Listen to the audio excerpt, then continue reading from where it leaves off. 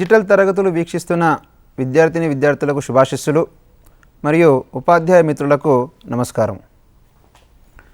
పిల్లలు ప్రతిరోజు మనం నడవడం, పరిగెత్తడం, ఆటలాడుకోవడం, చదవడం మొదలైనటువంటి పనులన్నీ చేస్తూ ఉంటాం. ఈ పనులన్నీ చేయడానికి మన శరీరంలోని అవయవ వ్యవస్థలన్నీ కలిసి సమన్వయంతో పనిచేయాల్సి ఉంటుంది. ఉదాహరణకు రద్దీగా ఉన్న ఒక రోడ్డును దాటే సమయంలో మనం జాగ్రత్తగా వాహనాల రాకపోకలను గమనిస్తూ రోడ్డును దాటుతాం కదా.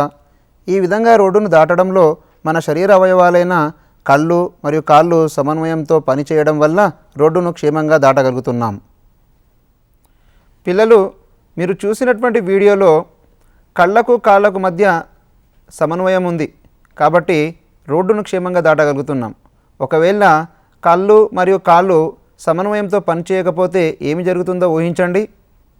అలాగే మనం నడిచేటప్పుడు కానీ పరిగెత్తేటప్పుడు కానీ మన శరీరాన్ని సమతాస్థితిలో ఉంచాల్సి ఉంటుంది. మన శరీరం సమతాస్థితిలో ఉంటేనే మనం నడవగలుగుతున్నాం, అలాగే పరిగెత్తగలుగుతాం. సమతాస్థితి అంటే ఏంటో ఆశ్చర్యపోతున్నారు కదూ. అయితే ఈ వీడియో చూడండి ఒకసారి. పిల్లలు, ఇక్కడ చూడండి. ఒక పాప తన శరీరాన్ని సమతాస్థితిలో ఉంచడానికి ఎలాంటి అద్భుతమైన సాహసాన్ని చేస్తుందో పరిశీలించండి. ఒక సన్నని తాడు లేదా వైరుపై నడవడానికి తన శరీరం మొత్తం భారాన్ని ఒక పొడవైన కర్ర సహాయంతో సమతాస్థితిని కాపాడుకుంటూ నడుచుకుంటూ ముందుకు వెళుతుంది. సమతాస్థితి ఉన్నంత వరకు ఆ పాప తాడుపై క్షేమంగా నడవగలుగుతుంది.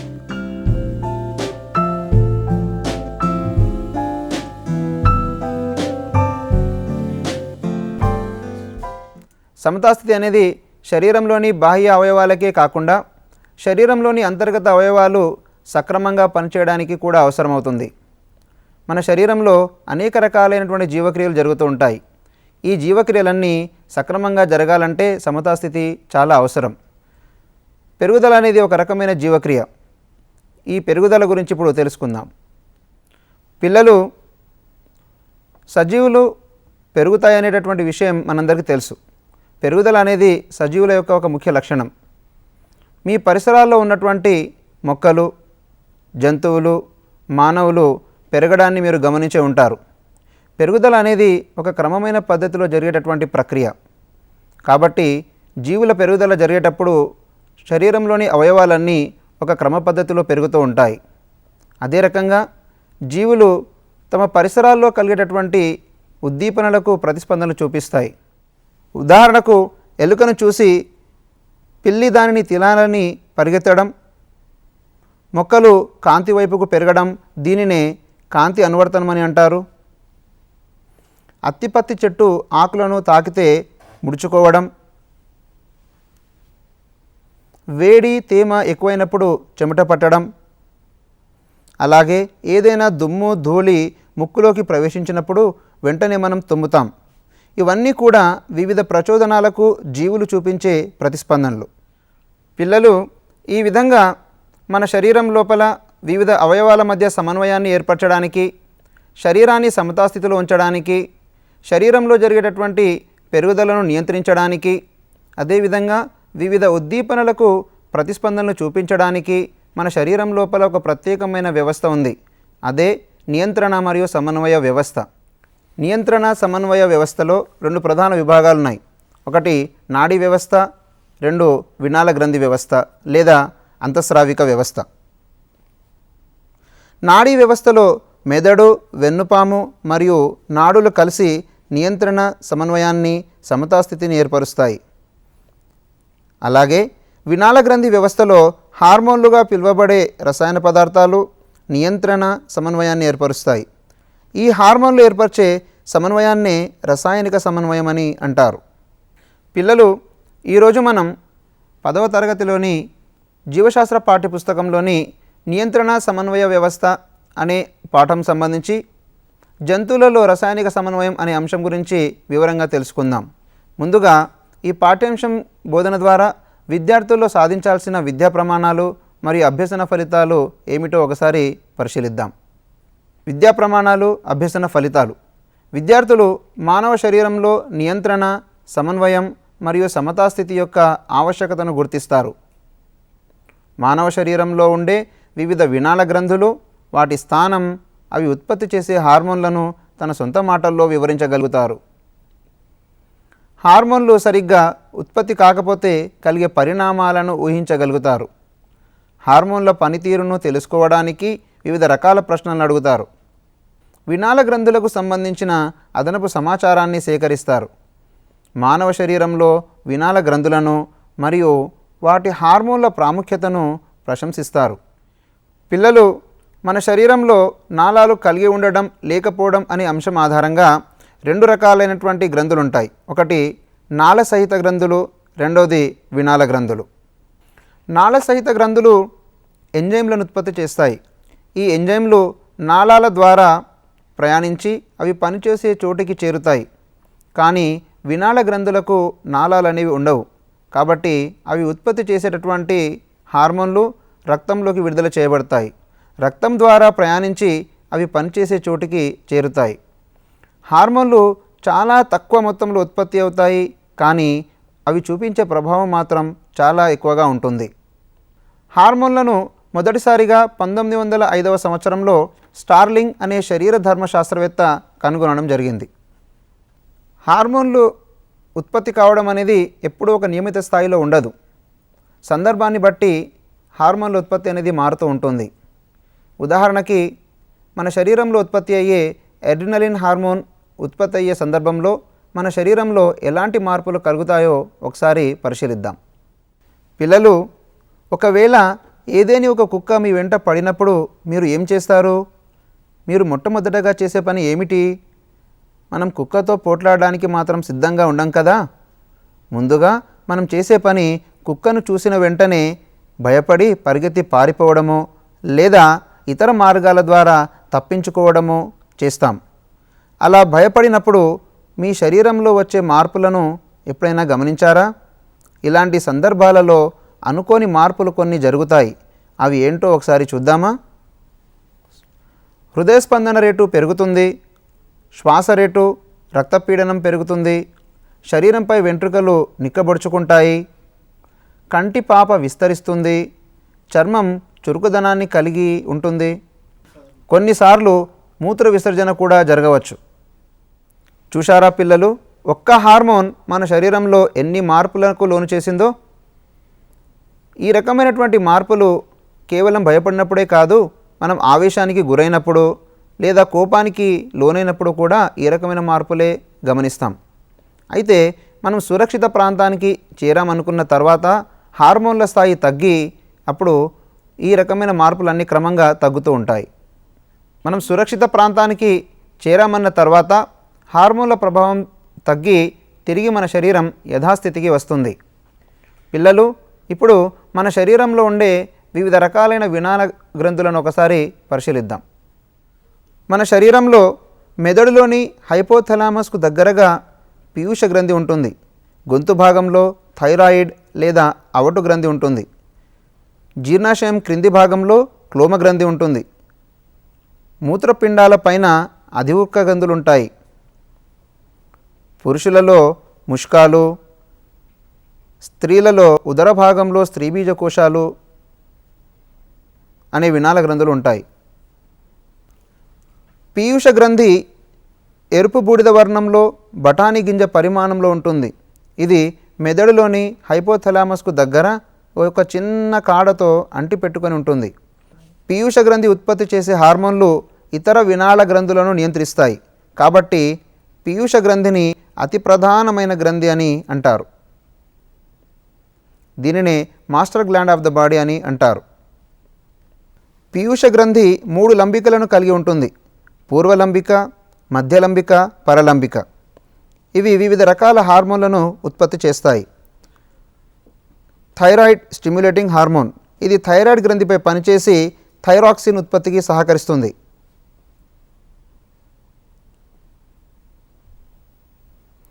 ప్రోలాక్టిన్ అనే హార్మోన్ స్తన గ్రంథులపై పనిచేసి పాల ఉత్పత్తికి తోడ్పడుతుంది. ఫాలికిల్ స్టిమ్యులేటింగ్ హార్మోన్ స్త్రీ బీజకోశాలపైన పనిచేసి స్త్రీ లైంగిక హార్మోన్ ఉత్పత్తి కావడానికి తోడ్పడుతుంది. అదేవిధంగా పురుషులలో ముష్కాలపైన పనిచేసి పురుష లైంగిక హార్మోన్ టెస్టోస్టిరాన్ ఉత్పత్తికి సహకరిస్తుంది. ఎడ్రినోకార్టికోట్రోఫిక్ అనే హార్మోన్ అధివృక్క గ్రంథులపైన పనిచేసి ఎడ్రినలిన్ అనే హార్మోన్ ఉత్పత్తికి సహకరిస్తుంది. అదేవిధంగా ఆక్సిటోసిన్ అనే హార్మోన్ స్త్రీ బీజకోశాలపైన మరియు స్తన గ్రంథులపైన పనిచేస్తుంది. ల్యూటినైజింగ్ హార్మోన్ పురుషులలో టెస్టోస్టిరాన్ స్రవించుటకు, స్త్రీలలో అండోత్సర్గం కార్పస్ ల్యూటియం అభివృద్ధికి మరియు ప్రొజెస్టిరాన్ స్రవించుటకు తోడ్పడుతుంది. వాసోప్రెసిన్ అనే హార్మోన్ మూత్రపిండాలపైన పనిచేసి నీటి పునఃశోషణను నియంత్రిస్తుంది, తద్వారా విసర్జించే మూత్ర పరిమాణాన్ని నియంత్రిస్తుంది. వాసోప్రెసిన్ లోపించినప్పుడు నీటి పునఃశోషణ తగ్గడం వల్ల అతిమూత్ర వ్యాధి కలుగుతుంది. దీనినే డయాబెటీస్ ఇన్సిపిడస్ అని అంటారు.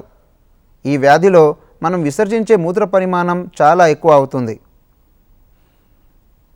పీయూష గ్రంథి నుండి విడుదలయ్యే సొమాటోట్రోఫిన్ హార్మోన్ శరీరంలోని ఎముకలు కణజాలాల మీద పనిచేసి వాటిలో పెరుగుదలను కలిగిస్తుంది. పీయూష గ్రంథి నుండి విడుదలయ్యే సొమాటోట్రోఫిన్ హార్మోన్ తక్కువగా స్రవించినట్లయితే మరుగుజ్జుతనం కలుగుతుంది. వీరు చూడడానికి చాలా పొట్టిగా కనిపిస్తారు.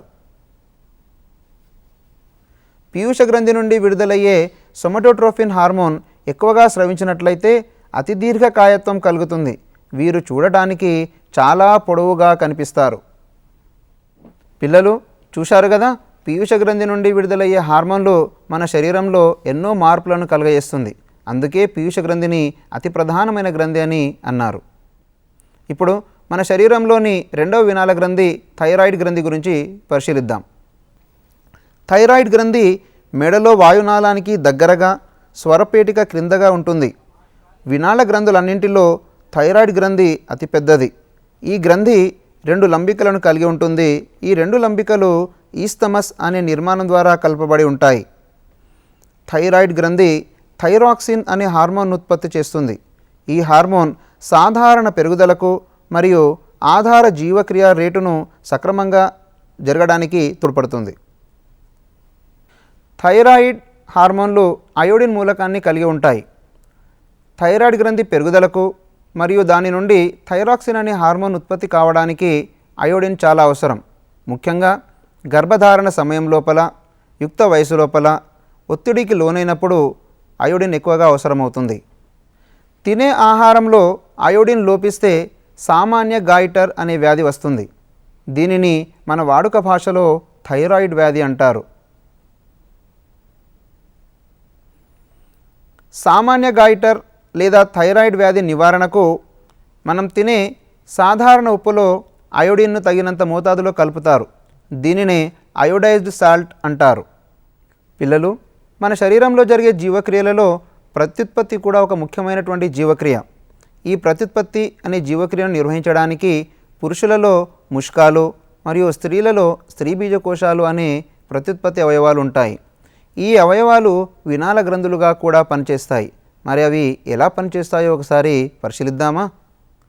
స్త్రీలలో ఒక జత స్త్రీ బీజకోశాలు ఉదర కుహరంలో ఉంటాయి. ఇవి ఈస్ట్రోజన్ మరియు ప్రొజెస్టిరాన్ అనే 2 రకాల హార్మోన్లను ఉత్పత్తి చేస్తాయి. ఈస్ట్రోజన్ అనే హార్మోన్ స్త్రీలలో ద్వితీయ లైంగిక లక్షణాల అభివృద్ధికి, అంటే కటివలయం విశాలంగా మారడానికి, వక్షోజాల అభివృద్ధికి, కంఠస్వరంలో మార్పులకు కారణమవుతుంది.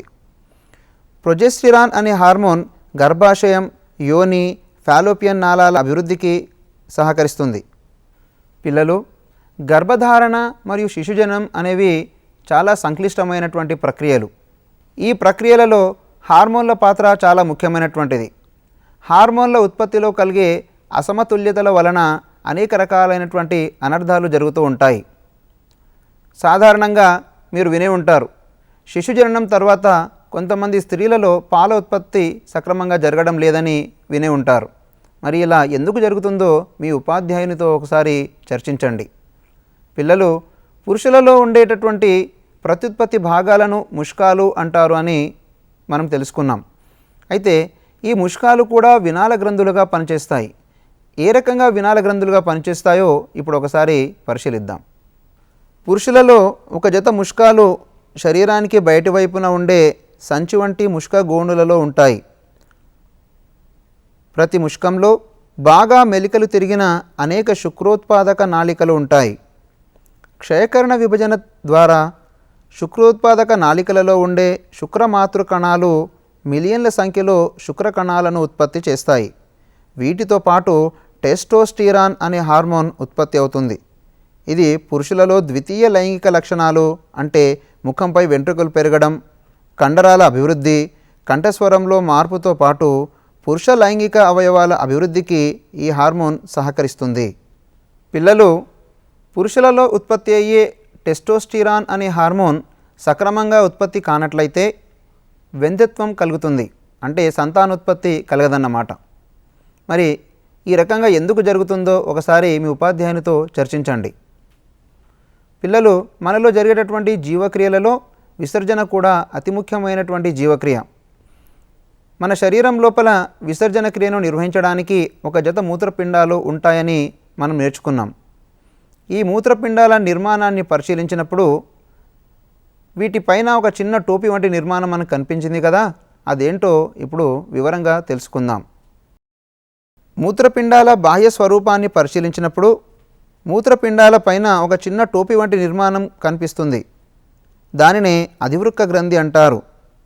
అధివృక్క గ్రంథిని ఎడ్రినల్ గ్రంథి అని కూడా పిలుస్తారు. ఇది శంకు ఆకారంలో పసుపు రంగులో ఉంటుంది. దీని వెలుపలి భాగాన్ని వల్కలమని, లోపలి భాగాన్ని దవ్వ అని అంటారు. వల్కలం భాగం కార్టిసాల్, ఆల్డోస్టిరాన్ అనే హార్మోన్లను ఉత్పత్తి చేస్తుంది. అధివృక్క గ్రంథి దవ్వ భాగం అడ్రినలిన్ అనే హార్మోన్ను ఉత్పత్తి చేస్తుంది. ఇది సాధారణంగా భయపడినప్పుడు కానీ, కోపం లేదా ఆవేశం వంటి ఉద్వేగాలకు లోనైనప్పుడు కానీ ఉత్పత్తి అవుతుంది. దీనిని పోరాట లేక పలాయన హార్మోన్ అని లేదా మానసిక ఉద్రేకాలను కలిగించే హార్మోన్ అని అంటారు. పిల్లలు, జీర్ణాశయం కింది భాగం లోపల క్లోమం అనే ఒక గ్రంథి ఉంటుంది. ఇది వినాళ గ్రంథులన్నింటిలోకెల్లా ఒక ప్రత్యేకతను కలిగి ఉంటుంది. ఎందుకంటే ఇది నాళ సహిత భాగాన్ని మరియు వినాళ గ్రంథి భాగాన్ని కలిగి ఉంటుంది. కాబట్టి దీనిని మిశ్రమ గ్రంథి అని పిలుస్తారు. క్లోమంలోని వినాళ గ్రంథి భాగాన్ని జర్మనీ ఫ్రీబర్గ్ విశ్వవిద్యాలయానికి చెందినటువంటి పాల్ లాంగర్హాన్స్ గుర్తించారు. కాబట్టి క్లోమంలోని ఈ వినాళ గ్రంథి భాగాన్ని లాంగర్హాన్స్ పుట్టికలు అని అంటారు. క్లోమంలోని నాళ సహిత భాగం క్లోమరసం ద్వారా కొన్ని జీర్ణ ఎంజైమ్లను ఆంత్రమూలంలోకి విడుదల చేస్తుంది. ఇవి మనం తిన్న ఆహారంలోని పిండి పదార్థాలు, ప్రోటీన్లు, కొవ్వులను జీర్ణం చేస్తాయి. అదేవిధంగా క్లోమంలోని లాంగర్హాన్స్ పుట్టికలు అనే వినాళ గ్రంథి భాగం ఇన్సులిన్, గ్లూకాగాన్ అనే 2 హార్మోన్లను ఉత్పత్తి చేస్తుంది.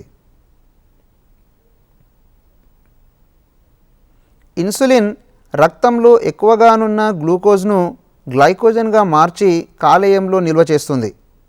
అంటే రక్తంలో గ్లూకోజ్ శాతం పెరిగినప్పుడు ఇన్సులిన్ ఉత్పత్తి అయ్యి దానిని సాధారణ స్థాయికి తెస్తుందన్నమాట. అదేవిధంగా రక్తంలో గ్లూకోజ్ స్థాయి తగ్గినప్పుడు గ్లూకాగాన్ అనే హార్మోన్ ఉత్పత్తి అయ్యి కాలేయంలో నిల్వ ఉన్న గ్లైకోజన్ను గ్లూకోజ్గా మారుస్తుంది. అంటే రక్తంలో గ్లూకోజ్ స్థాయి తగ్గకుండా చూస్తుందన్నమాట గ్లైకోజన్.